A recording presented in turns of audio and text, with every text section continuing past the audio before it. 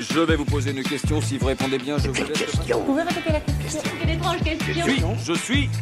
La télé en question.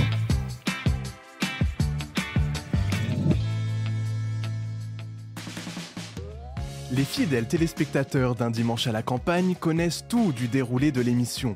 Chaque semaine, 3 invités quittent la ville pour arriver en barque dans la maison qui sert de tournage à Frédéric Lopez.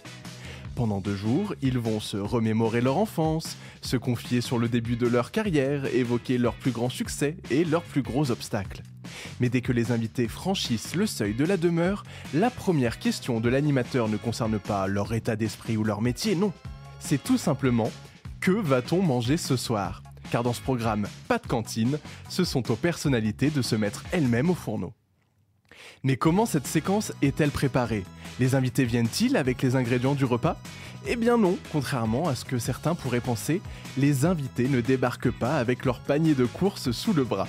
En fait, ils partagent leurs recettes en amont du tournage avec la production qui se charge de tout acheter par la suite.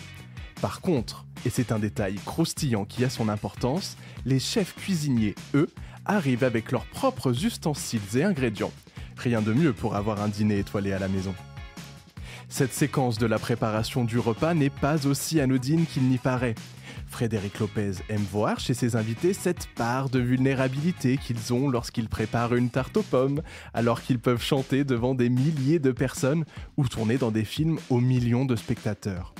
L'animateur reçoit aussi beaucoup de témoignages de téléspectateurs qui regardent l'émission en replay pour refaire les recettes chez eux. Pour les satisfaire, un livre de cuisine qui rassemble plus de 70 recettes des invités est sorti en novembre 2024. On y trouve de tout: le bar en croûte de sel de Cyril Lignac, le curry de gambas de Catherine Lara, les linguinés au pesto d'Adriana Carambeu. Pas étonnant que près de 2 millions de téléspectateurs soient fidèles à Un dimanche à la campagne chaque semaine.